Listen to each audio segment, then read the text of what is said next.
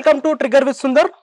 ఇవాళ మనతో పాటు ఉన్నారు Andhra Pradesh SC commission chairman Victor Prasad garu. ఆయనతో మాట్లాడదాం. నమస్తే అండి. జై భీమ్. మీరు ఒక ప్రభుత్వ పదవిలో ఉండి అది నా వెంట్రుకతో సమానం అనే కామెంట్ చేశారు. అసలు అలాంటి కామెంట్ చేయొచ్చా మీరు? నా జాతికి సమస్యలు పరిష్కరించలేనప్పుడు ఆ పదం నాకెందుకు? అందుకే అన్నాను. అట్లే మీరు ఇంకో కామెంట్ చేశారు. ప్రభుత్వ రంగ సంస్థలైన ఏదైతే రెండు సంస్థల పైన, ఆ పేర్లు ఇప్పుడు ఎందుకు కానీ, రెండు సంస్థల పైన అవి ప్రజల కోణంలో పనిచేస్తలేవు అని చెప్పేసి మీరు ప్రభుత్వ హోదాలో ఉండి ఎట్లా కామెంట్ చేస్తారు? చేస్తాం. మేము అంబేద్కరిస్టులు నిజాలు మాట్లాడతాం. ఆ రెండు సంస్థలు మీరు చెప్పవచ్చు కానీ నేను చెప్తా. పోలీసు రెవెన్యూ అసలు దళితులకు, కింది వర్గాలకు అసలు సపోర్ట్ చేస్తలేవా? చేయరు కదా. చేస్తే నాలంటోడు ఎందుకు అక్కడ?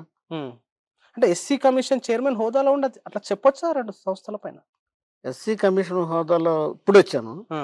మరి విద్యార్థి దశ నుండి వాటి మీద పోరాటం చేశాను కదా. నేను నిజాలు మాట్లాడుకోవాలి కదా. పోలీస్ స్టేషన్లో న్యాయం జరిగితే న్యాయం జరిగిందని చెప్తాం, అన్యాయం జరుగుతుందో అన్యాయం జరుగుతాం.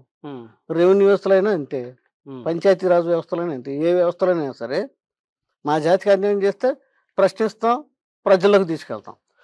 అంటే ఇప్పుడు మీరు ఎస్సీ కమిషన్ చైర్మన్ హోదాలో ఉండి మీరు ప్రశ్నించే స్థాయిలో ఉన్నారా, లేకపోతే ఒక పాలసీలు మేకింగ్ చేసే స్థాయిలో ఉన్నారా? పరిష్కరించే స్థాయిలో ఉన్నా. నా జాతి ప్రజల సమస్యలు పరిష్కరించే స్థాయిలో ఉన్నా. ఎన్ని పరిష్కరించారు మీ హయాంలో? లెక్కే లేవు. లెక్క లేకుండా మీరు ఆంధ్రప్రదేశ్ అంతా తిరగాలి, అప్పుడు వాళ్ళు చెప్తారు. విక్టర్ ప్రసాద్ ఎవరి మాట వినడు, ఎవరి మాట వినడు సీతయ్య అని ఒక సినిమా డైలాగ్ ఉంటది. అట్లనే విక్టర్ ప్రసాద్ కూడా ఎవరి మాట వినడు అనే కామెంట్ మీ ఉంది. యాక్సెప్ట్ చేస్తారా దాన్ని? ఒప్పుకుంటాను. అంబేద్కరిజం, రాజ్యాంగం ఈ రెండే మాకు, వాటి ద్వారానే పోతాం. వైసీపీ మంత్రులు కాల్ చేసి మాట్లాడినా నో చెప్తారంట మీరు? సమస్య మాదైనప్పుడు, మా జాతికి అన్యాయం జరిగినప్పుడు ఎవరు చెప్పినా అంతే నో అంటాం. మాకు ఇచ్చిన పదవి జగన్మోహన్ రెడ్డి గారు పదవి ఇచ్చింది ఎందుకు కదా. నా పదవి SC commission chairman. SC ST atrocities act జరిగినప్పుడు, నా జాతి ప్రజల మీద అత్యాచారాలు జరిగినప్పుడు, వాళ్ళ మీద భౌతిక దాడులు కానీ, ఉద్యోగపరంగా కానీ, భూ సమస్య కానీ జరిగినప్పుడు అవి పరిష్కరించే క్రమంలో కొందరు చెప్తారు, చెప్పిన వినం కదా. అక్కడికి వెళ్తాం, ఎవరైతే బాధితులు ఉన్నారో వాళ్ళకి న్యాయం చేసే వరకు అడ్డంగా నిలబడతాం. ఇంత అడ్డంగా నిలబడే విక్టర్ ప్రసాద్ గారి మీద ఎప్పుడన్నా బెదిరింపులు వచ్చినాయా, థ్రెట్స్ వచ్చినాయా? అంటే మీరు ఎస్సీ కమిషన్ చైర్మన్ అయిన తర్వాత. నాకు ఎస్సీ కమిషన్ చైర్మన్ ఇచ్చింది జగన్మోహన్ రెడ్డి గారు. ఇంతవరకు జగన్మోహన్ రెడ్డి గారు ఏనాడు అలా చెప్పలా. అన్నా నువ్వు వెళ్ళానా నేను నీ అనుకున్నా అన్నాడు. అందుకే వెళ్తున్నా. మిగతా వాళ్ళ నుంచి ఏం బెదిరింపు? I don't care. You don't care. అంతే, వాళ్ళు ఏ స్థాయిలో ఉన్నా సరే. మా వాడికి అన్యాయం జరిగింది, అది నా బాధ్యత. ఎస్సీ కమిషన్ చైర్మన్గా అక్కడికి వెళ్ళి అక్కడ సమస్య పరిష్కరించడం నా బాధ్యత. కాబట్టి ఎవరు చెప్పినా ఏదే ప్రసక్తి లేదు భవిష్యత్తులో కూడా. జేబులో రాజీనామా పత్రాన్ని పెట్టుకొని తిరుగుతాడు విక్టర్ ప్రసాద్ అనే కామెంట్ మేము ఉంది. యాక్సెప్ట్ చేస్తారు దాన్ని? రాజీనామా అంటే రాజీనామా చేయమని చాలా మంది అడుగుతున్నారా? అంటే జగన్మోహన్ రెడ్డి గారు అడగల. కొందరు ఎస్సీల్లోనే ఉన్నట్టు కొందరు వ్యక్తులు మనం చేసే మంచి పనులు సహించలేక ఆయన ఎలా తప్పించాలని చూస్తారు. అంతేగాని ఈ పదవి నాకు చాలా ఇష్టమైంది కదా. నేను ఇంకో 2-3 సంవత్సరాలు, ఇంకో 5 సంవత్సరాలన్నా జాతి కోసం పనిచేస్తాం కదా. జాతి సమస్యలు పరిష్కరించడం నాలంటోడు అక్కడ ఉండాలని మా ప్రజలు కోరుకుంటున్నారు, అందులో ఉంటాను. అయితే రాజీనామా చేయాలని విక్టర్ ప్రసాద్ కాదు. విక్టర్ ప్రసాద్ ఉద్దేశం జీవితాంతం ఇందులో ఉండమన్నా ఉంటాయి. ఎందుకంటే అక్కడ నా జాతి సమస్యలు పరిష్కరించే అధికారం ఉంది కాబట్టి. కానీ విక్టర్ ప్రసాద్ గారిని ముందే ఇంటికి పంపించాలనే కుట్ర జరుగుతుంది అనే కామెంట్ ను మీరు యాక్సెప్ట్ చేస్తారా? దాని మీద మీరేమంటారు? ఒప్పుకుంటారు. జరుగుతుంది. జగన్మోహన్ రెడ్డి గారు నాకు ఆయన అభయహస్తం ఇచ్చారు కదా. అన్నాను మంచిగా చెయ్యి, మన జాతికి ఎక్కడ నేను జర్నీ వెళ్ళమంటున్నారు. ఆయన ఏనాడు నాకు ఫోన్ చేసి కానీ పర్సనల్గా కలిసి కానీ చెప్పలా. బయట వాళ్ళు ఏదో చెప్తూ ఉంటారు, అవి లెక్క చేయి. యాక్చువల్గా ఎస్సీ కమిషన్ చైర్మన్గా ఎన్ని సంవత్సరాలు ఉండాలి? మీది ఎంతకాలం అయింది? అసలు ఏం కుట్ర జరుగుతుంది అంటే? ఎందుకంటే మీరు ప్రతిసారి అంటున్నారు నేను సమాజం కోసం, మా సమాజం కోసం పనిచేస్తాను అంటున్నారు కదా. మీ సమాజం ప్రజలు అర్థం కావాలిగా విషయాలు. ఎన్ని సంవత్సరాలు మీరు ఉండాలి, ఎన్ని సంవత్సరాలు అయింది, అసలు ఆ విషయాలు ఏంటి, అసలు ఎలాంటి కుట్రలు జరుగుతున్నాయి? ఇది 3 సంవత్సరాల పదం అండి. ఇప్పటికీ సంవత్సరం 6 నెలలు అయింది. ఉమ్, అంటే 1921 ఆగస్టు 24 నాకు ఈ బాధ్యత చెప్పారు. ఉమ్, మొన్న ఆగస్టు 1 ఇయర్ అయిపోయింది. సెప్టెంబర్, అక్టోబర్ ఇప్పటికి 8 నెలలు, దాదాపు 20 నెలలు అవ్వస్తుంది. ఉమ్. ఇక తప్పించాలనుకున్న వాళ్ళు ప్రతి చోట ఉంటారు కదా. ఉమ్. అంటే మీరు ఒక ఎస్సీ కమిషన్ స్థాయిలోకి వచ్చారు ఒక ఉద్యమకారు నుండి. మీ మీద జరిగే కుట్రలు జనానికి తెలవాల్సిన అవసరం లేదంటారా? జనాలకి తెలిసే జనం ఊరుకోరు కదా. ఉమ్. అంటే మీరు చెప్పాలనుకోవట్లేదా? అతను ఇవన్నీ వీటి మీద దృష్టి పెడితే నా జాతి సమస్యల గురించి ఆలోచించే అవకాశం ఉండదు కదా. లెట్ దెమ్ డూ, ఎంతవరకు చేస్తారో చేయండి. అంటే మీరు జాతి కోసం పనిచేస్తున్నప్పుడు మిమ్మల్ని అక్కడి నుంచి తొలగించడము మీ జాతికి కానీ మీ సమాజం కానీ మీరు ఫ్యూచర్లో చేయాల్సిన పనులకు ఆటంకం అని భావించట్లేదా మీరు? నన్ను తీసినప్పుడు కదా అది ఆలోచించేది. ఉమ్, ఇప్పుడు జగన్మోహన్ రెడ్డి గారు ఇచ్చారు, ఉమ్, ఆయనకి ఆ ఉద్దేశం లేదు. ఉమ్, ఎవరో ఎంతమంది ప్రయత్నం చేస్తూ ఉంటారు. నేను చేసే మంచి పనులు సహించలేక జాతికి చాలా దగ్గరైపోతున్నాను. ఉమ్, విక్టర్ ప్రసాద్ గారికి మళ్ళీ మళ్ళీ ఇవ్వాలని నా దగ్గరికి వచ్చిన వాళ్ళే అంటూ ఉంటారు. అటువంటి ఉన్న వాళ్ళకి సహజంగా కమ్యూనిటీలో ఉంటారు కదా ఉమ్. కొందరు అసూయపరులు, వాళ్ళు చేసాము. మీరు చాలా మంచి పనులు చేసిన చాలా గొప్ప పనులు చేసిన ఇవి అన్నారు కదా, అవన్నీ కూడా మాట్లాడదాం. అసలు మీరు ముఖ్యంగా ఎట్లా ఈ రంగంలోకి వచ్చారు? ఏది ఈ పోరాటంలోకి ఉద్యమాల్లోకి ఎట్లా వచ్చారు? అది నేను ఉండే ఏరియా అంతా అంటే మచిలీపట్నం ముస్తాకన్పేట అది. ఉహు, అక్కడ మా ఎస్సీలు ఎక్కువ. మా అక్కడ నుండి మేము ఏం చేసామంటే మచిలీపట్నం మా పక్కన ఎస్సీ హాస్టల్స్ ఉండే ఎక్కువ. ఆ ఎస్సీ హాస్టల్స్ మీదకి ఇతరులు వచ్చి డామినేట్ చేస్తూ ఉండే. ఆ హాస్టల్లో ఇతర ప్రాంతాల నుండి వచ్చి స్టూడెంట్స్ చదువుకునేవాళ్ళు. వాళ్ళ మీద డామినేట్ చేసేటప్పుడు మేము ఒక 20-30 మంది ఉండేవాళ్ళం. తిరిగి కౌంటర్గా కొట్టేవాళ్ళం వాళ్ళని. అంటే అప్పటి నుండి కొట్టేవాళ్ళ కొట్టేవాళ్ళ కొట్టడమే, ఆ, కొట్టేవాళ్ళమే. ఆ, ఆ క్రమంలో అనేక మా ప్రజలకు అండగా ఉండేవాళ్ళం. అంటే వీళ్ళని కానీ టచ్ చేస్తే వీళ్ళు వచ్చేస్తారా ఈ పేట, ఈ ఏరియా వాళ్ళు వస్తారు, ముస్తాకన్పేట మల్కాపట్నం వాళ్ళు వస్తారన్న భయాన్ని ఆ టౌన్లో క్రియేట్ చేసాం. ఉమ్, అది కూడా ఏంటంటే జాతి పట్ల ప్రేమ, జాతికి రక్షణ అక్కడి నుండి స్టార్ట్ అయింది. ఉమ్. ఎట్లా అంటే మీరు హైదరాబాద్లో ఉస్మానియాలో చదువుతూ కూడా అనేక ఉద్యమాలు చేసి జైల్లోకి వెళ్ళారంట కదా, ఆ సందర్భం ఏ సందర్భంలో వెళ్ళారు జైలుకి? నేను ఆర్ఎస్సీలో పనిచేశాను. ఉహు, సత్యమూర్తి గారు, కేజీ సత్యమూర్తి గారు, వాళ్ళతో పనిచేశాను. ఉమ్, చేసిన క్రమంలో 1985లో కారంచేడు ఉద్యమం చేశాను. ఉమ్, కారంచేడు ఉద్యమం ఎస్సీలందరూ బయటకు వచ్చి వీధులకు వచ్చి ఉద్యమాలు చేశారుగా. ఒక విద్యార్థిగా నేను కూడా వచ్చి ఇక్కడ శంకరమఠలో బస్సు ఆపి కొంచెం మన నిరసన వ్యక్తం చేశాం. ఉమ్. ఆ క్రమంలో నన్ను తీసుకెళ్ళి ముషీరాబాద్ జైల్లో పెట్టారు. రాత్రిపూట నాకు తెలియదు, బొజ్జా తారకం గారు అప్పుడు హైకోర్టు అడ్వకేట్ వచ్చి నాకు బెయిల్ ఇప్పారు. అంటే బొజ్జా తారక గారితో మీకు ఆ సాన్నిహిత్యం ఉందా ఉద్యమాల్లో? చాలా ఉమ్, ఆనాటి నుండి ఉహు, ఆయన కాలం చేసే వరకు ఆయనతో ఉన్నాను. ఉమ్. అంటే మీరు ముఖ్యంగా కీలకంగా ముందుండి నడిపించి సక్సెస్ సాధించిన దళిత ఉద్యమాలు ఏవంటే ఏం చెప్తారు? లెక్కలేవి, ఉమ్. ఏదో 1-2 అయితే చెప్పుకుంటాం కదా. కీలకమైనవి లేవా? అంటే ఒక దిక్కు ప్రభుత్వం నుంచి ఒత్తిడి గాని, పోలీసుల నుంచి ఒత్తిడి గాని, మీరు అంటున్నట్టు ఆ సమాజంలో కొద్ది మంది నుంచి ఒత్తిడి గాని, ఇన్ని సందర్భాల్లో మీకు సంతృప్తినిచ్చిన ఉద్యమాలు గాని అవేం లేవా? ప్రతి ఉద్యమం సక్సెస్. ఉమ్, కారంచేడు, పదిరికుప్పం, నీరుకొండ, తిమ్మసముద్రం, నారాయణకాయ, చిల్లకల్లు, ఉమ్, వేంపేట, ఉమ్, లక్ష్మీపేట, చుండూరు, గరుగుపర్రు, ఆగిరిపల్లి, పెదగొట్టుపాడు, రాపూడు, ఇట్లా చెప్పుకుంటే కొన్ని వందలు ఉంటాయి. ఉమ్. అన్నిట్లో ప్రత్యక్షంగా నేను పాల్గొన్నాను. కానీ అనేకమైన ఈ ఉద్యమాలలో ఈ కేసులలో ముఖ్యంగా ఉద్యమాలను కేసులలో ఫైనల్‌గా ఎవరైతే దోషులు లేరని అంటే తీర్పులు కూడా వ్యతిరేకంగా వచ్చినాయి కదా దానికి. శిక్షలు పడకుండా వచ్చినాయి కదా, దాన్ని ఎట్లా చూడాలి ఈ సందర్భంలో? చెప్తున్నాను కదా, హ్మ్. పోలీసుల రాజ్యంలో పౌర హక్కులు అడిగంటేను కోర్టులలో జనన్యాయం గొంతు నిలిపి చంపబడారు. హ్మ్. అదే జరుగుతుంది అన్ని కేసులలో. హ్మ్. అంటే డ్యూరేషన్ ఎక్కువ ఉండటం వలన, ఉదాహరణ కారంచేడు ఉద్యమం జరిగింది, చుండూరు జరిగినాయి, 25-30 సంవత్సరాల వరకు అయితే తేలలా. హ్మ్. Justice delayed, justice delayed, denied. Justice denied, హ్మ్. అంతే. హ్మ్. మరి మీరు అంత ఉద్యమాలలో ఉండి ఆ తీర్పులు వచ్చినప్పుడు అంటే జరిగింది వాస్తవం, మారణకాండ జరిగింది వాస్తవం అనేది ఈ సందర్భంలో తీర్పులు బాధితులకు అనుకూలంగా రాకపోవడానికి కారణాలంటే ఏం ఏం చెప్తారు మీరు? చట్టంలో ఉన్న లోపాలే. హ్మ్. 85లో జరిగింది హ్మ్. 2020 వరకు సాగదీస్తే ఏమవుద్ది? హ్మ్. విట్నెస్లు చనిపోతారు, విట్నెస్లని ప్రలోభాలు పెడతారు, భయపెడతారు. అప్పుడు కూడా వాళ్ళు పోరాటం 85లో ఉన్నటువంటి స్పిరిట్ ఇప్పుడు ఉండకపోవచ్చు. ఇవన్నీ పరిగణనలు ఏంటండి? ఉద్దేశ్యం అంటే ఈ ఈ కేసులను ఇట్టా సాగదీస్తే వాళ్ళు ఎలాగైనా లొంగిపోతారు అని న్యాయవాదులు గాని, పోలీసు వ్యవస్థ గాని మాకు వ్యతిరేకంగా ఉంటది కదా! అలా జరుగుతుంది. అంటే మీరు ఒక ఎస్సీ కమిషన్ చైర్మన్ అయిన తర్వాత సత్వర న్యాయాలు చేయడానికి ఏమైనా పాలసీలు చేసిరా? స్పాట్‌లోకి వెళ్తున్నాం కదా! హ్మ్. కొన్ని సీరియస్ కేసులు ఉన్నాయి. హ్మ్. అక్కడికి వెళ్తున్నాను. హ్మ్. వాస్తవాలు తీస్తున్నాను.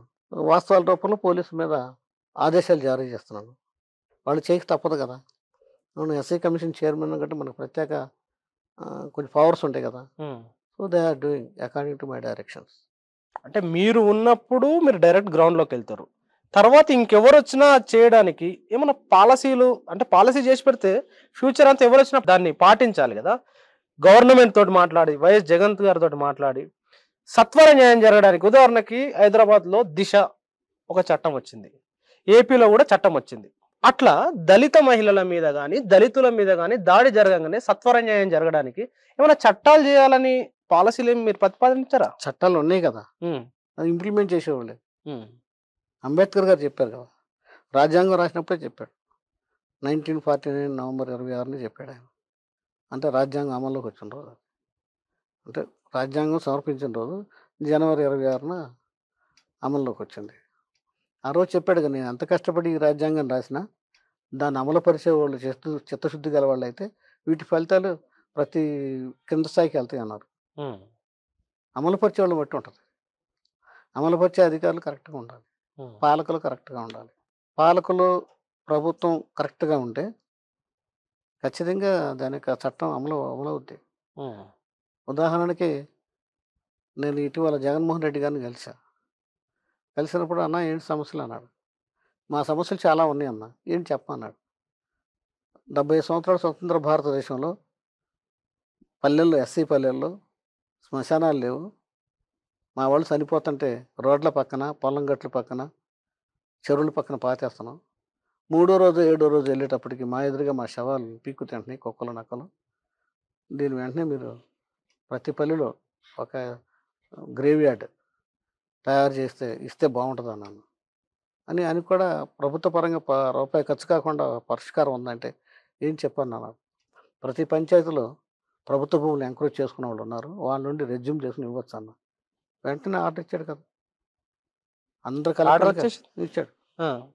అందరు కలెక్టర్‌లు సర్క్యులర్ పంపాడు. వెంటనే మీరు ప్రతి పల్లెలో ఎకరం పొలం బేసింగ్ అండ్ పాపులేషన్ అరెకరం నుండి ఎకరం వరకు ఇవ్వమని ఇచ్చేసారు కదా! హ్మ్. ఇంప్లిమెంటేషన్‌లోకొచ్చిందా అది? ఇంప్లిమెంటేషన్‌లోకి వచ్చి. హ్మ్. ప్రతి కలెక్టర్ చూస్తున్నాడు. ప్రతి ఎంఆర్ఓ విజిట్ చేస్తున్నాడు. ఒకవేళ నా దృష్టికొస్తే నేను వెళ్తున్నాను అక్కడికి. నేను కూడా ఇప్పించా చాలా. హ్మ్. మీరు ఎస్ఎస్‌డి జాతీయ కమిషన్ వర్కింగ్ కమిటీలో ఉన్నట్టున్నారు గదా! Council member. కౌన్సిల్ మెంబర్‌గా నేషనల్ ఉన్నారు. Council member. అసలు ఎట్లా ఆ ఉద్యమంలోకి ఎంటర్ అయ్యారు మీరు? ఎట్లాగో భావాలు అయ్యాయి కదా! హ్మ్. చిన్నప్పటి నుండి. హ్మ్. ఎంట్రీ పాయింట్ ఏంటి? నేను ఆర్ఎస్‌సీలో పనిచేశా. హ్మ్. తర్వాత దళిత హక్కుల పరిరక్షణ శక్తిని పెట్టుకొని దాని మీద పోరాటం చేశాం. హ్మ్. ఆ తర్వాత వైఎస్ఆర్‌సీ అంటే మేము గత 2014-19 వరకు చంద్రబాబు నాయుడు హయాంలో జరిగినటువంటి గరగపర్రు గాని, ఆగిరిపల్లి గాని, పెదగొట్టుపాడు గాని, రాపూర్ గాని, శా శాంతిపురం గాని, ఇంకా అనేక చోట్ల ఆడవాళ్ళ మీద, ఎస్సీల మీద మూకుమ్మడి దాడులు జరిగినాయి. హ్మ్. అప్పుడు ఆ ఉద్యమాలు చేసాం. చేసిన క్రమంలో ఎస్ఎస్‌డితో కలవటం జరిగింది. హ్మ్. ఎస్ఎస్‌డి పేరునే చేసాం అవి కూడా. అంటే హ్మ్. ఒక పక్కన పార్టీగా ప్రధాన కార్యదర్శిగా ఉంటూ ఎస్ఎస్‌డిలో మనోళ్ళందరిని తీసుకొని ఎక్కడికెళ్ళినా 60, 70 మంది ఎళ్లి ఎదుర్కొన్నాం. చంద్రబాబు చేసిన అరాచకత్వాలను ఎదుర్కొన్నాం. హ్మ్. దానిలో భాగంగా ఎస్ఎస్‌డిని డెవలప్ చేయాలి. మా ఐడియాలజీ ఆది నుండి అదే కదా! హ్మ్. అని ఎస్ఎస్‌డి బాధ్యత కూడా తీసుకున్నాం. అంటే 75 ఏండ్ల స్వాతంత్రం వచ్చిన తర్వాత ఒక రాష్ట్రంలో ఒక జిల్లాకు బాబాసాహెబ్ పేరు పెడితే అంత పెద్ద ఎత్తున నిరసనలు, దానికి వ్యతిరేకంగా కుట్రలు జరిగిన సందర్భంలో మీరు ఎస్సీ కమిషన్ చైర్మన్‌గా ఉన్నారు గదా! ఆ సందర్భంలో మీరు తీసుకున్న స్టెప్స్ ఏంది? చాలా మంచి ప్రశ్న ఏశారు. హ్మ్. ఇంపార్టెంట్ క్వెషన్ అది. అసలు అమలాపురం మీద ఒక మంత్రి గారి ఇల్లు కాల్చడానికి కారకులెవరు? ఎవరు? మీ మీ ఉద్దేశం చెప్పండి. నా ఉద్దేశ్యం గాదు. మీరు జెప్పండి ఎవరు? అట్లా కాదు. మనలో మన మాట హ్మ్. ఎవరేమంటారు? ఒక ఎవరు మినిష్ ఒక కుట్ర ఏం మినిష్ ఒక జరిగింది? మినిస్టర్ మీద మీరు అఫీషియల్‌గా ఉండి ఏం జేశారక్కడ? నేను చేసింది తర్వాత చెప్తాను. హ్మ్. ఒక మినిస్టర్‌గా ఉండి హ్మ్. మినిస్ట్రీలనే తగలబెట్టేశారు. హ్మ్. ఎవరు తగలబెట్టుంటారు? అంబేద్కర్ గారి పేరు పెడితే సహించలేని వ్యక్తి. అసలు అంబేద్కర్ గారు సహించలేని వ్యక్తులు ఎవరాళ్ళు? ఎవరు వాళ్ళు? నా ఉద్దేశంలో స్వతంత్ర సమర పోరాటంలో పాల్గొన్న వాళ్ళందరూ వాళ్ళే బాధ్యులంట. ఆ! అంతే కదా! అంటే వాళ్ళు వీళ్ళ మైండ్‌లో ఇంజెక్ట్ చేశారు. అంబేద్కర్ గారు ఎస్సీలకే నాయకుడు, ఎస్సీలకే దేవుడు, హ్మ్. ఎస్సీలకే రాజ్యాంగం రాసి ఎస్సీలకే హక్కులు కల్పించారని హ్మ్. 1930 నుండి హ్మ్. ఇప్పటి వరకు అదే ప్రచారం జరుగుతుంది కాబట్టి, ఆ ప్రచారాన్ని మైండ్‌లో ఎక్కించుకున్నటువంటి ఎవరైతే కొన్ని శక్తులు ఉన్నాయో, ఆ శక్తులు చేసినటువంటి దమనకాండ అది. హ్మ్. అంటే చేసిన వాళ్ళకంటూ ఒక పేరు లేదా? వాళ్ళకంటూ ఒక రూపం లేదా? వాళ్ళకంటూ ఒక సంఘం లేదా? అదే మనువాద శక్తులు. హ్మ్. మనువాద శక్తులే. మనువాద శక్తులు. హ్మ్. వర్ణాశ్రమాన్ని ఎవరైతే పాటిస్తారో వాళ్ళే. ఇప్పుడు ఇప్పుడు 75 ఏళ్ల స్వాతంత్రం తర్వాత భారత రాజ్యాంగం మనుస్మృతి, ప్రాచీన రాజ్యాంగం మనుస్మృతి అనే పేరుతోటి పుస్తకావిష్కరణలు జరుగుతున్నాయి. ఎట్లా చూడాలి దాన్ని? అంబేద్కర్ రాసిన రాజ్యాంగం అంటే భయం వాళ్ళకి. హ్మ్. ఈ భారతదేశంలో రెండిటికే భయపడేదాళ్ళు మనువాదులు. హ్మ్. ఒకటి అంబేద్కర్ గారికి, 2 అంబేద్కర్ రాసిన రాజ్యాంగానికి. హ్మ్. భయం వాళ్ళకి. హ్మ్. ఎందుకంటే ఆ రాజ్యాంగంలో ఈ దేశంలో ప్రతి వ్యక్తికి స్వేచ్ఛ, సమానత్వం, సౌభ్రాతృత్వం అన్ని హక్కులు ఇవ్వబడినాయి. సమన్యాయం అది రాజ్యాంగం ద్వారా వచ్చినాయి కదా! హ్మ్. అంతకుముందు అవి లేవు. ఎవరైతే కొంతమంది కూర్చొని వాళ్ళ యొక్క అధికారాన్ని అంటే వాళ్ళుగా స్పాంటేనియస్‌గా అధికారాన్ని చేతిలో పట్టుకుని మేము మనువాదులం, వర్ణాశ్రమం ఉండాలి, కొన్ని కులాలకు మాత్రమే అధికారాలు ఉండాలి, మిగతా కులాలు వీళ్ళకి బానిసగా ఉండాలని హ్మ్. నిచ్చెనమెట్ల సమాజం ఉంది కదా! హ్మ్. ఆ నిచ్చెనమెట్ల సమాజంలో టాప్‌లో ఉన్నటువంటి ఎవరైతే బ్రాహ్మణవాదులు ఎవరైతే ఉన్నారో, మన సిద్ధాంతాన్ని నిర్మించాలి, దాని ప్రకారం అమలుపరిచే శక్తులు ఏవైతే ఉన్నాయో వాళ్ళు చేసే పని ఇది. హ్మ్. మనుస్మృతి భారతీయ సంస్కృతి. మనుస్మృతి భారత అంటే ప్రాచీన భారతీయతను కాపాడుతది అని వాళ్ళు చాలా పాజిటివ్ ప్రచారం చేస్తుర్రు. మీకెందుకు మనుస్మృతి అంటే అంత కోపం? అక్కడ కుల వ్యవస్థ ఉంది కదా! హ్మ్. కుల వ్యవస్థ అంటే నిచ్చెనమెట్ల కుల వ్యవస్థ. హ్మ్. ఆ నిచ్చెనమెట్లు ఎలా అయితే ఉంటాయో ఎస్సీలుగా ఉండాలి, ఎస్టీలుగా ఉండాలి, బీసీలుగా ఉండాలి. ఈ ఎస్టీ, బీసీ, ఎస్టీ మైనార్టీలు అందరూ కలిసి పై కులం అయితే ఉందో ఆధిపత్య కులం అని చెప్పబడే బ్రాహ్మణ కులానికి లేకపోతే అగ్రవర్ణవాదులకి వీళ్ళు బానిసలుగా ఉండాలి, సేవ చేయాలి హ్మ్. అని మనుస్మృతి కానీ, వర్ణాశ్రమం కానీ ఏ ధర్మం అని చెప్తుంది వాళ్ళే. ఇక్కడ మేమేం చెప్తున్నాం, మనిషిగా గౌరవించే సమాజం కావాలి, ప్రతి మనిషికి స్వేచ్ఛ, సమానత్వం కావాలి, చదువుకునే హక్కు కావాలి, ఉద్యోగం చేసే హక్కు కావాలి, వ్యాపారం చేసే హక్కు కావాలి, అన్ని రకాల హక్కులు సమన్యాయం కావాలి. దేశంలో ప్రతి మనిషి సమాన హక్కులు కలిగి ఉండాలి. ఈక్వాలిటీ, జస్టిస్, లిబర్టీ, వాక్ స్వాతంత్రం, మత స్వాతంత్రం అన్నీ ఇందులో ఉన్నాయి రాజ్యాంగంలో. హ్మ్. అందువల్ల ఇది వాళ్ళకి ఇష్టం లేదు. హ్మ్. వేల సంవత్సరాలు మేము ఈ దేశాన్ని పరిపాలించాం. ఈ 47 నుండి ఎప్పుడైతే 1956 నుండి రాజ్యాంగం అదుపులోకి వచ్చేప్పటికి మా శక్తులు పోయి మిగతా ఎస్సీ, బీసీ, ఎస్టీ మైనార్టీలు చదువులో కానీ, విద్యలో కానీ, వ్యాపారంలో కానీ, రాజకీయంలో కానీ వీళ్ళందరూ మాతో పోటీగా వస్తున్నారు కనుక ఈ పోటీ వ్యవస్థ పోవాలంటే రాజ్యాంగం పోవాలి, ప్రాచీన రాజ్యాంగం రావాలి, హ్మ్. అంటే కుల వృత్తులు రావాలి. కుల వృత్తుల్లో ఏముంది? ఏ పని చేయకుండా హాయిగా బతికే ఎడ్యుకేషన్ని, వైద్యాన్ని తన గుప్పిట్లో పెట్టుకున్న బ్రాహ్మణ వ్యవస్థ అయితే ఉందో, ఆధిపత్య కుల వ్యవస్థ ఉందో, ఆ ఆధిపత్య కుల వ్యవస్థ యొక్క హక్కులు కాపాడటమే ప్రాచీన సంస్కృతి. హ్మ్. అంతేగా. ఇప్పుడు అదే మనుస్మృతిని భారత రాజ్యాంగంగా పెట్టాలని 100 ఏళ్ల నుంచి ప్రయత్నం చేస్తున్న ఆర్ఎస్ఎస్, దానికి పుట్టిన బిడ్డ బీజేపీ ఇప్పుడు కేంద్రంలో అధికారంలో ఉంది.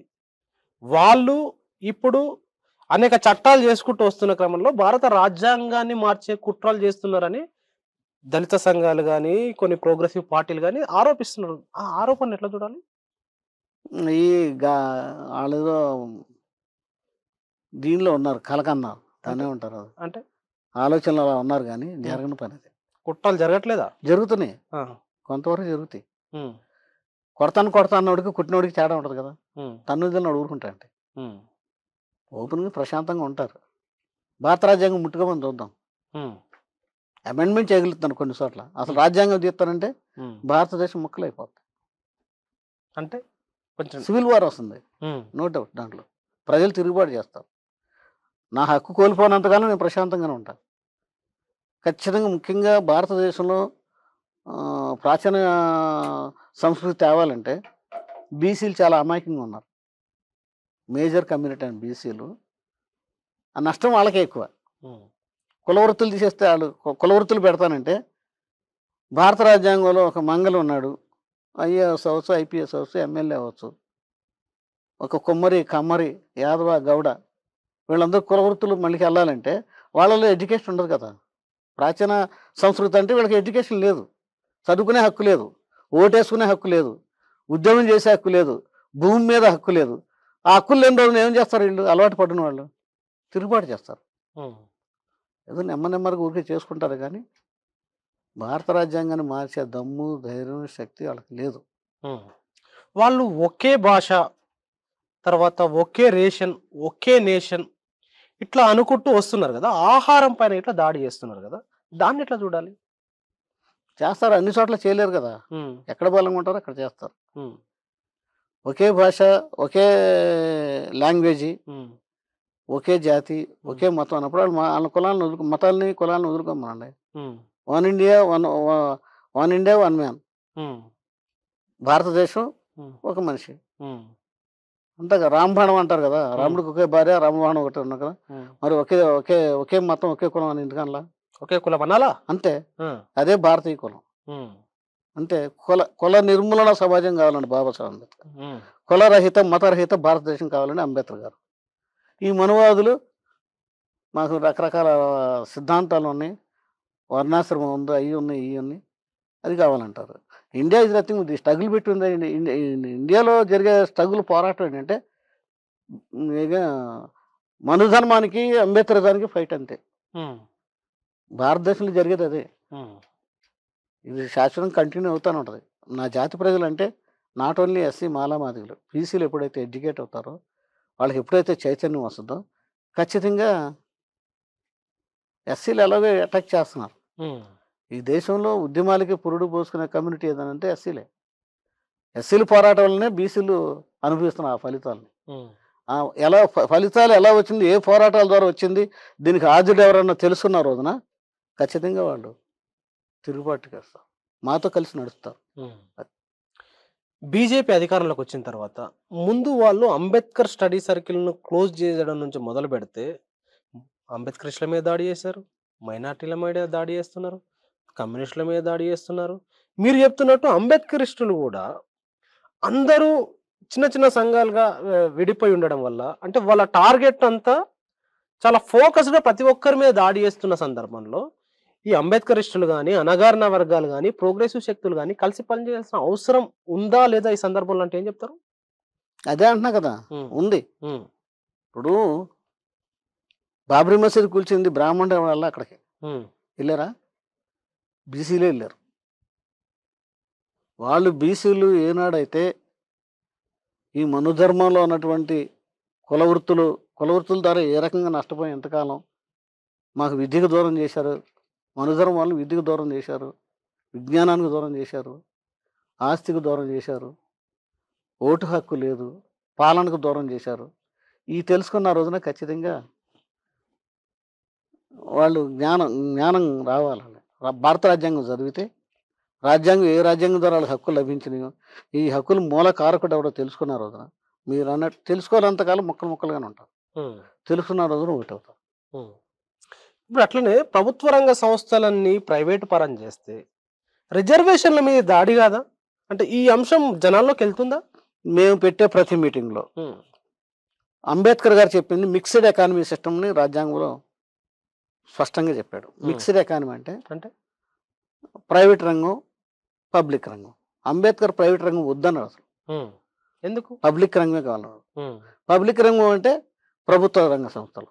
ప్రభుత్వ రంగ సంస్థలో ప్రజలు పనిచేస్తారు, అందులో రిజర్వేషన్లు కూడా ఉంటాయి. మీరన్నట్టు గ్లోబలైజేషన్, ప్రైవేటైజేషన్, రేషనలైజేషన్ వచ్చిన రోజున ఆ యొక్క ఉద్దేశం ఏంటంటే రిజర్వేషన్లు తీసేయటం.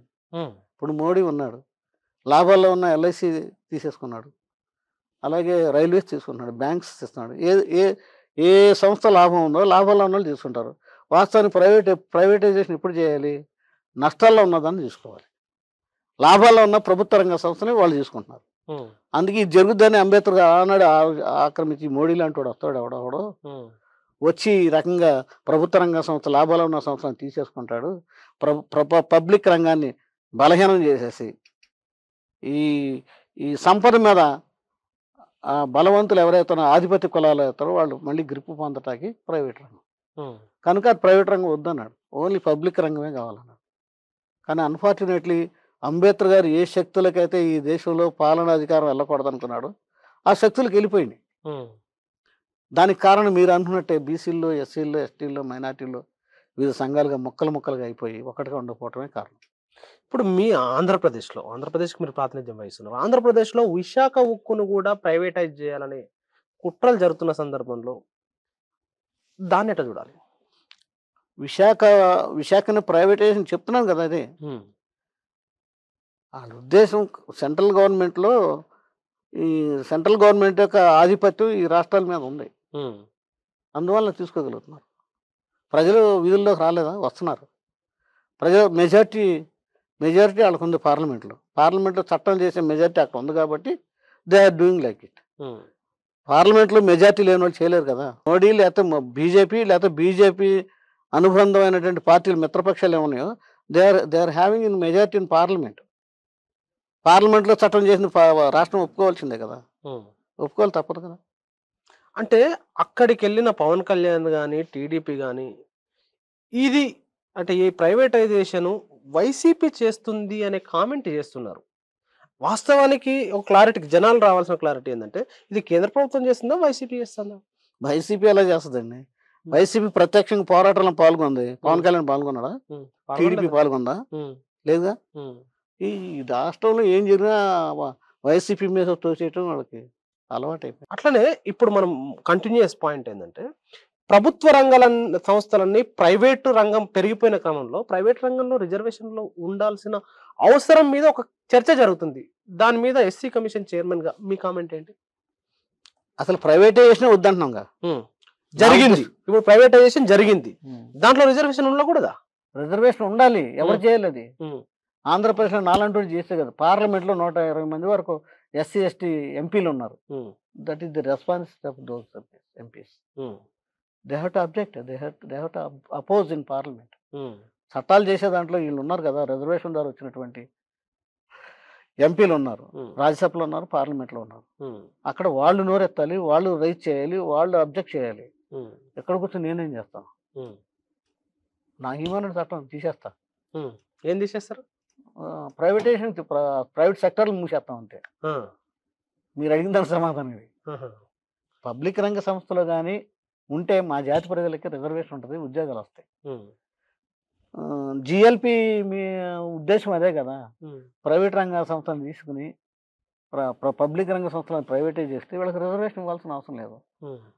ఈవెన్ దానికి ఏం చేయాలంటే దేశ సంపద అంతా 4-5 వ్యక్తుల దగ్గరికి వెళ్ళిపోతుంది. ప్రైవేటైజేషన్ నథింగ్ బట్ 4-5 వ్యక్తులకి దేశ సంపద పంచిపెట్టడమే, అంతే కదా. అంతేనా? అంతే.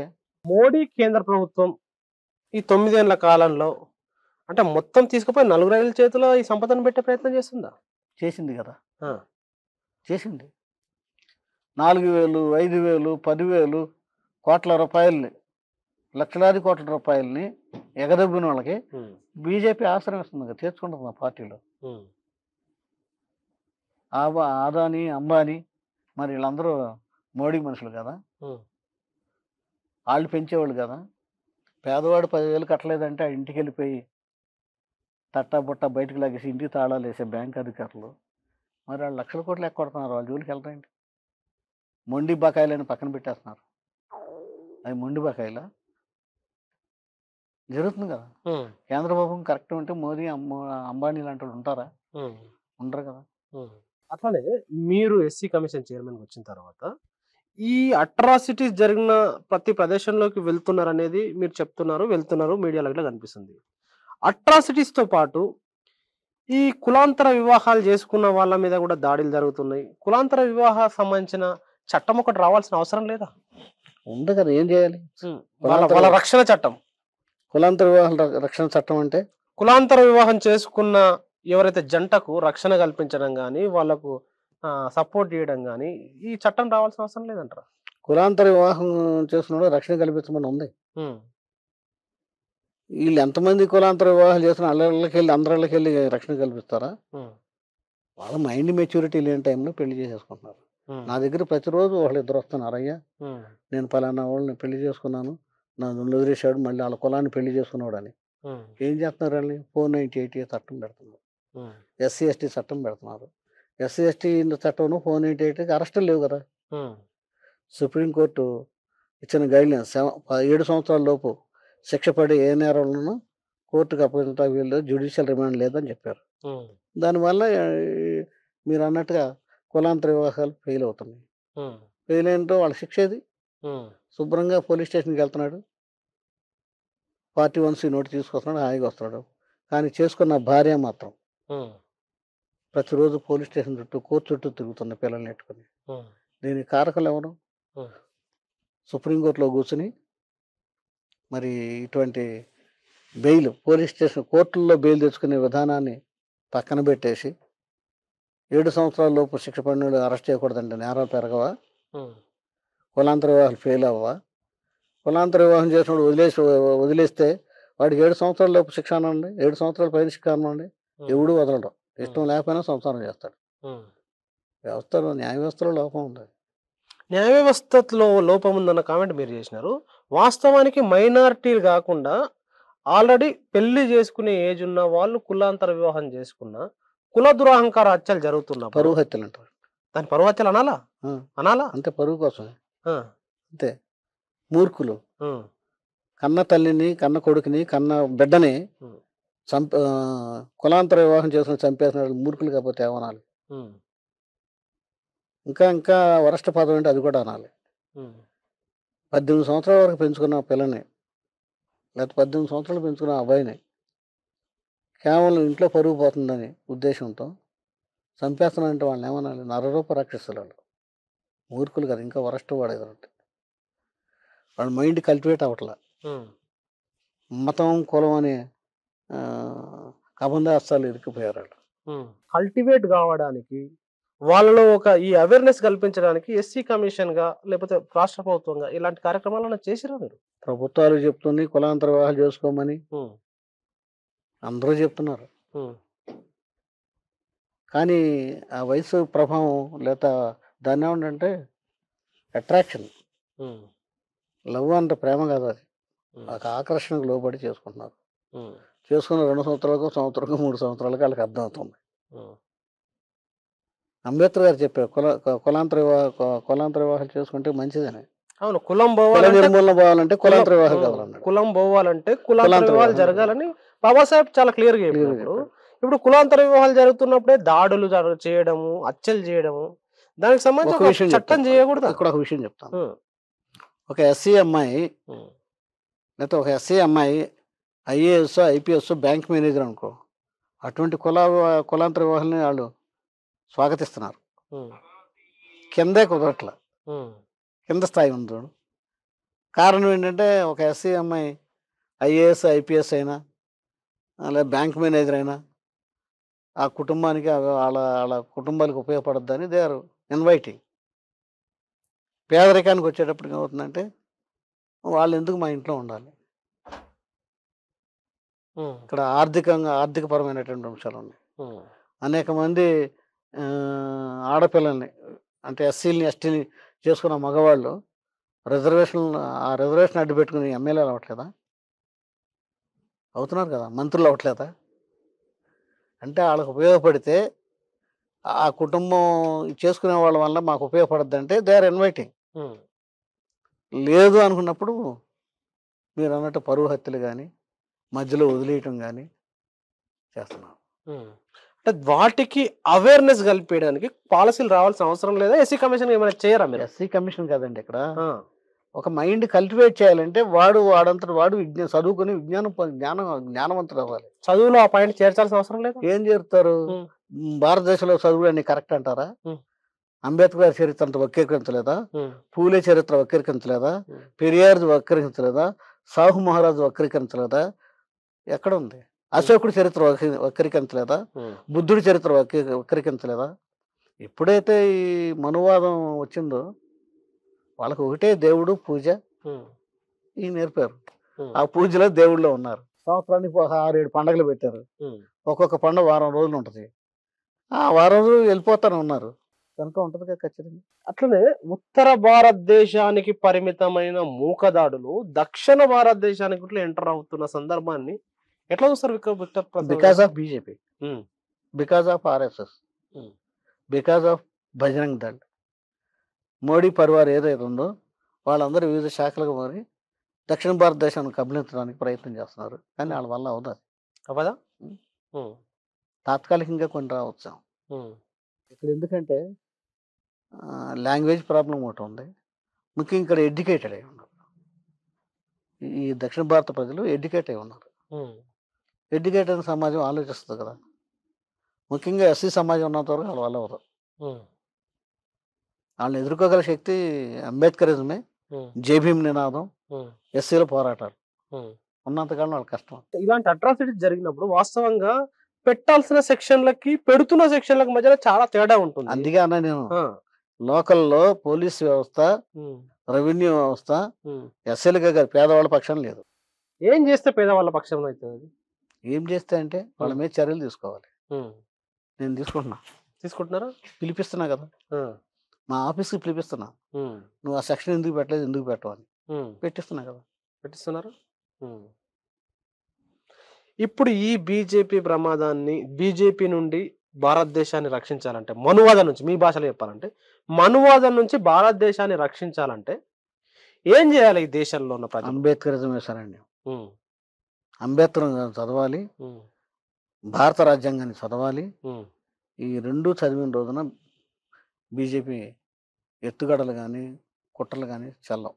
ఉమ్, వాళ్ళు జై శ్రీరామ్ అంటారు, మేము జై భీమ్ అంటాం. ఉమ్, జై భీమ్ నినాదాల ముందు ఈ బీజేపీ కుట్రలు పోతాయి, చల్లా చెదిరైపోతాయి. ఉమ్, అది మా వాళ్ళు మాత్రం మేము మాత్రమే చేయగలం.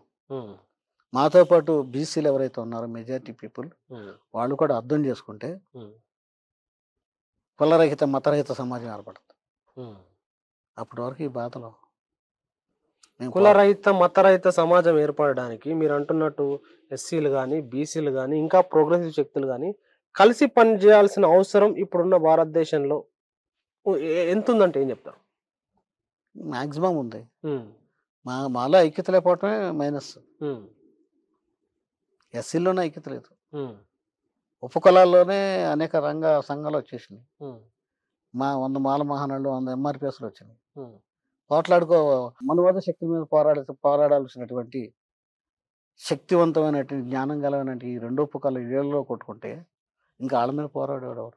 ఉమ్, ప్రధాన శత్రువును మర్చిపోయారు. వీళ్ళకి శత్రుత్వ భావం వచ్చింది. వీళ్ళు ఏకమైన రోజున బీసీలని మైనార్టీస్ని కలుపుకుంటే ఖచ్చితంగా అంబేద్కర్ కోరుకున్న సమాజం వస్తుంది. ఎన్నో ఉద్యమాలు చేసి ఇప్పుడు ఎస్సీ కమిషన్ చైర్మన్ గా ఉన్న విక్టర్ ప్రసాద్ కు ఇంకా ఇల్లు ఎందుకు లేదంటే ఏం చెప్తారు? ఇల్లు లేదంటే దానికి మేము ఏం చెప్తాం? ఉద్యమాలు తిరిగాం, ఉమ్, నిజాయితీ ఉద్యమాలు చేసాం. ఆ, నిజాయితీ ఉద్యమాలు చేసేవాడికి డబ్బులు ఎక్కడ ఉంటాయి? ఆ, ఎంఏ చదువుకున్నా, ఎల్ఎల్బి చదువుకున్నా, పేదల కోసం పనిచేయాలి, ముఖ్యంగా మా జాతి ప్రజలకి న్యాయం చేయాలనుకున్నాను. ఆ క్రమంలో సంపాదన విషయం పక్కన పెట్టేశాం. మా తల్లిదండ్రులు కూడా ఏం ఆస్తులు మాకు ఇవ్వలేదు, విద్య ఇచ్చారు. దానివల్ల నేను నిజాయితీగా పనిచేయటం వల్ల నాకు ఇల్లు లేకపోయింది. మరి పెళ్లి ఎందుకు చేసుకోలేదు ఇప్పటికీ విక్టర్ ప్రసాద్ గారు? పెళ్లి చేసుకోకపోవడానికి కారణం ఏంటంటే ఏం చెప్తారు? ఈ ఉద్యమాలు పెచ్చే అంబేద్కర్ ఉద్యమం. 89 ప్రాంతంలో బహుజన్ సమాజ్ పార్టీలో చేరాను. ఆహా, బహుజన్ సమాజ్ పార్టీ మాకు రాజ్యాధికారం వస్తుంది అంబేద్కర్ అనేటప్పటికీ దాని మీద చాలా డీప్ గ్రాస్ రూట్లోకి వెళ్ళి తిరిగాం. ఆ క్రమంలో అందరూ ఏమన్నా బహుజన్ సమాజ్ పార్టీ అధికారంలోకి రావాలంటే నీలాంటి వాళ్ళు పెళ్లి చేసుకోకూడదని ఉమ్, బొజ్జ తారకం గారు కానీ, అలాగే గౌతు లచ్చన్న గారు కానీ, ఇటువంటి వాళ్ళు విఎస్ఎస్ స్వామి గారు కానీ వాళ్ళు చెప్పారు, నువ్వు ఎలాగో మేము పెళ్ళిళ్ళు చేస్తున్నాం, పూర్తికాలం మేము పార్టీ అధికారంలో రావటం టైం కేటాయించలేకపోతున్నాం, నీలాంటి వాళ్ళు ఇలా బ్యాచులర్గా ఉంటే ఎక్కువ కాలం ప్రజలకు సేవ చేయగలం అన్నారు. నేను అదే తలంపుతో అంబేద్కరిజం మీద ఉన్నాను కాబట్టి రాజ్యాధికారం కోసం రాష్ట్రం అంతా తిరిగే క్రమంలో పెళ్లి మీద దూరంగా ఉన్నాను. అంటే ఇప్పుడు ఏమైనా ఫీల్ అవుతారా? పెళ్లి చేసుకుంటే ఒక తోడుంటే బాగుండేది అని ఏమైనా ఫీల్ అవుతారా ఇప్పుడు? ఏం లేదు. ఆ! ఉద్యమమే ఊపిరి కదా, ఆ! లక్ష్యం రాజ్యాధికారం కదా, హ్మ్. ఇంకా అది నెరవేరలేదు కదా. హ్మ్. అటువంటప్పుడు దాని మీదే కాన్సన్ట్రేషన్తో ఉన్నాం కాబట్టి ఆ ఆలోచనలు రావు. రాజ్యాధికారం అంటున్నారు. వచ్చే ఎన్నికల్లో ఏమన్నా ఎమ్మెల్యే గాని, ఎంపీ గాని కంటెస్ట్ చేసే ఆలోచన ఏమైనా ఉందా? వైసీపీ నుండి? నాకేం లేదండి, ఎస్సీ కమిషన్ చైర్మన్గా ఉండి నా జాతి ప్రజలకి రాష్ట్రం అంతా సేవ చేయడమే లక్ష్యంగా ఉంది. మళ్ళీ అది ఇస్తే మళ్ళీ అదే చేస్తాను. కానీ ఆ! ఒకవేళ జగన్మోహన్ రెడ్డి గారు నువ్వు బాగా చేస్తున్నావన్నా, నువ్వు నీ వాయిస్ చట్టసభలో అవసరం అనుకుంటే మాత్రం, ఆయన చెప్తే మాత్రం ఆ! జగన్ రెడ్డి గారు నేను అడగను. ఆ! అడగటం మాకు అలవాట్లేదు. హ్మ్. వాళ్ళు ఇస్తే అప్పుడు ఆలోచిస్తాం. ఆలోచిస్తుంటే పోటీ చేస్తారు. పిలిచి నీ వాయిస్ చట్టసభలో అవసరం అంటే మాత్రం ఖచ్చితంగా వెళ్తాను. హ్మ్. కానీ నా అంతటి నేను ఎవరిని అడగను. హ్మ్. అసలు ఆ ఉద్దేశం లేదు. హ్మ్. నా ఉద్దేశం ఏంటంటే, నేను ఉన్నంతకాలం ఎస్సీ కమిషన్ చైర్మన్గా ఉంటేనే హ్మ్. నా ప్రజలకు సేవ చేయగలనని, జరిగే అరాచకత్వాలు, అత్యాచారాలు అడ్డుకోగలనని నమ్మకం. హ్మ్. ఇంకా రాష్ట్రంలో ఎక్కడ ఏ మూలకు తిరిగినా SC commission chairman Victor Prasad garu. ఈ మాటలు చాలా ఎక్కువ వినిపిస్తున్నాయి. అంటే మా టీము పంపించినప్పుడు కూడా ఎక్కువ వినిపిస్తుంది ఆయన పేరు అంటున్నారు. అంటే ఏం చేస్తున్నారు అంతగానం మీరు? ఏపీలో ఏ మూలకు పోయినా ఇప్పుడు అనిపిస్తుంది. అర్ధరాత్రులు కూడా ఫోన్ చేస్తున్నారు. హ్మ్. కారణం ఏంటంటే, హ్మ్. ప్రతి సమస్యని క్షుణ్ణంగా చదువుతున్నాను. నేను ఎంఏ పబ్లిక్ అడ్మినిస్ట్రేషను, హుహు. అలాగే లా సర్వే, ఎల్ఎల్బి. ఈ రెండింటి మీద పూర్తి అవగాహన ఉంది కాబట్టి అధికారుల్ని మీరు ఇలా చేయాలని ఆదేశించడం. ఒకవేళ అధికారులు ఇంకా నిర్లక్ష్యం పెడితే ఆ స్పాట్‌కి వెళ్తాం. నేను ఇప్పుడు ఏదైనా ఊర్లో హత్య జరిగింది. ఆ ఊరికెళ్ళంటే అక్కడ ఆర్‌డీఓ, డీఎస్పీ, కలెక్టర్, ఎస్పీ అందరూ వస్తారు. హ్మ్. స్పాట్‌లో విచారణ చేయటందుకు అది స్ప్రెడ్ అవుతుందనమాట. ఈయన దగ్గరికెళ్తే న్యాయం జరుగుద్ది. అర్ధరాత్రి రాత్రులు 9 పైనైనా సరే ఆఫీస్‌లో ఉంటాను. హ్మ్. 3 గంటల వరకు, మార్నింగ్ 3 గంటల వరకు ఇంటికాడ చూస్తాను, చుట్టుపక్కల వాళ్ళకి చూడాలి. అక్కడుండి ఆఫీస్‌కెళ్తాను. ఆఫీస్‌కెళ్ళి 3 గంటల వరకు ఉంటాను. శని, ఆదివారాలు మాత్రం విజిటింగ్‌కెళ్ళిపోతాను, హ్మ్. టూర్స్‌కి. ఎళ్లి అలా నిరంతరం అదే చేస్తూ ఆ పని చేస్తున్నాను కాబట్టి గ్రామాల్లోకెళ్ళిపోయాను. హ్మ్. ఏ గ్రామంలో ఉండే ఇప్పుడు శ్రీకాకుళం నుండి అనంతపురం వరకు ఇప్పటికి 4 రౌండ్లు వేసా రాష్ట్రం అంతా. నేను హుహు. తిరగని జిల్లా లేదు. తిరగని జిల్లా లేదు. జిల్లా లేదు. హ్మ్. వర్కింగ్ డేస్‌లోనేమో ఆఫీస్‌లో ఉంటాను. హ్మ్. సెలవుల్లో మాత్రం జిల్లాల్లో ఉంటాను. హుహుహు. అందువలన ఈ చైర్మన్ గారు బాగా పనిచేస్తున్నారని వాళ్ళకి వాళ్ళు మౌత్ స్ప్రెడ్. ఏ టీవీ వాళ్ళు నన్ను ఇంటర్వ్యూ తీసుకోలేదు ఇంతవరకు. హ్మ్. మీరే ఫస్ట్ తీసుకోవడం. యూట్యూబ్ ఛానల్స్ వాళ్ళు ఇద్దరొచ్చారు. హ్మ్. తర్వాత ఫస్ట్ నేను ఒక పెద్ద ఛానల్‌కి ఇవ్వటం ఇదే మొదటిసారి. ఆ రకంగా గ్రామాల్లోకి మౌత్ స్ప్రెడ్. ఎళ్ళిన హ్మ్. వాళ్ళు చైర్మన్ గారు బాగా పనిచేస్తారు, అక్కడికెళ్తే న్యాయం జరుగుద్దని ఆళ్ళకాళ్ళు చెప్పుకోవటం వలన ఇప్పటికి కూడా మీ ఆఫీస్‌లో ఉండగానే రెండొచ్చినాయి. హుహు. అవును. నేను చూస్తున్నప్పుడు మాట్లాడుతున్నారు. అది. అయితే మీరు ఒక మీ స్టేట్‌మెంట్‌లో వాస్తవానికి ఒక కాంట్రోవర్సీ కనిపిస్తుంది. కాంట్రోవర్సీ కాదు. మీకు డబ్బులు లేవు. అంటే ఇల్లు లేదు. సొంత కారు లేదు. పెళ్లి చేసుకోలేదు. డబ్బులు లేవనే స్టేట్‌మెంట్ ఇచ్చినప్పుడు ఎస్సీ కమిషన్ చైర్మన్ గాకముందు మీరు రాష్ట్రమంతా ఎట్లా తిరుగుతోళ్ళు? ఉద్యమాలు ఎట్లా చేస్తోళ్ళు? డబ్బులెక్కడి నుంచి వచ్చాయి మీకు? అంటే ఇప్పుడు ఉదాహరణకి నేను లక్ష్మీపేటలో హ్మ్. నా నలుగురిని చంపేశారు. చంపేసినప్పుడు నా దగ్గర డబ్బులు లేవు. హ్మ్. ఇక్కడికి అక్కడికి 600 కిలోమీటర్ల దూరం. హ్మ్. మా ఫ్రెండ్ ఎవరో ఉన్నారు. హ్మ్. వాళ్ళని 1400 అడుక్కుని ఎళ్లి అక్కడ కార్యక్రమం చేసొచ్చాను. హ్మ్. అట్లా స్నేహితులు ఇవ్వటం గాని, కొన్ని కొన్ని పెద్ద పెద్ద ఇష్యూస్‌లో ఒక రూ. 1,00,000 ఆళ్ళు అడిగితే నేను అలా అడిగేవాడిని కాదు. వాళ్ళే 500, 1000 చేతిలో పెడితే వాడితో ఇంకో ఊరెళ్ళేవాడినే గానీ, నా గురించి ఎక్కడ విచారణ చేసినా చెప్తారు. హ్మ్. అంటే ఇప్పుడు వైసీపీ పార్టీలో గూడా మీరొక పదవి చేసున్నారు గదా! రాష్ట్ర ప్రధాన కార్యదర్శిగా. హ్మ్. అప్పుడు గూడా డబ్బులు ఎనకేసుకోలేదా? రాష్ట్ర ప్రధాన కార్యదర్శిగా ఎక్కువ చేశాను. ఎస్ఎస్‌డీలో చేస్తే ఎక్కువ. ఆ! ఎక్కువ అంటలేను. ఆ రాష్ట్ర ప్రధాన కార్యదర్శి చేసినారు గదా! అదొక బూర్జువా పార్టీ డబ్బులతోటి ఉన్నప్పుడే దాంట్లో వ్యవహారం నడుస్తది.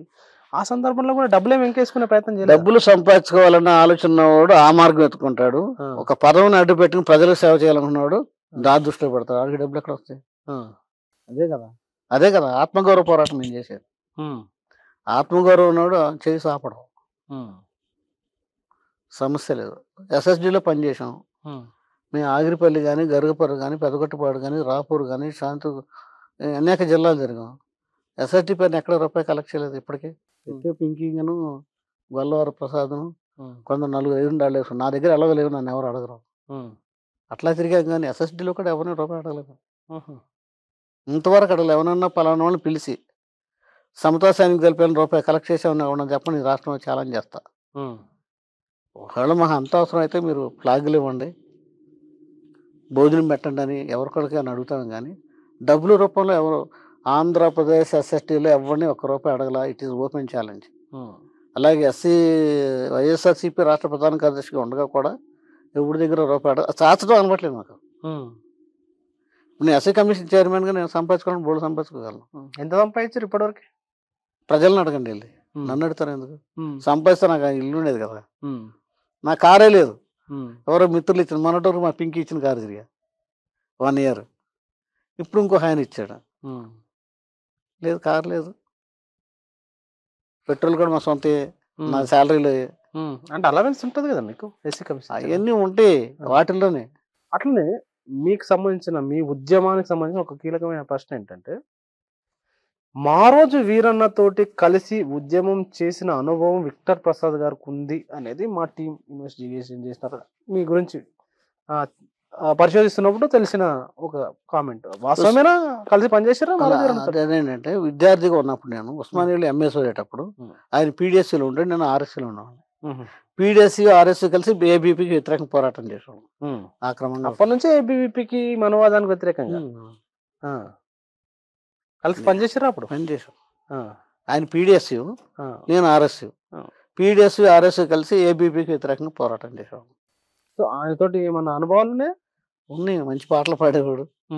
తిరుగుబాటు తత్వం ఉంది కదా. ఆయన అక్కడి వచ్చిన తర్వాత ఉద్యమాల్లోకి వెళ్ళాడు. నేను అక్కడి వచ్చిన తర్వాతనే అంబేద్కరిజంలోకి వచ్చాను. Thank you very much Victor Prasad గారు. Thank you. జై భీమ్. జై భీమ్.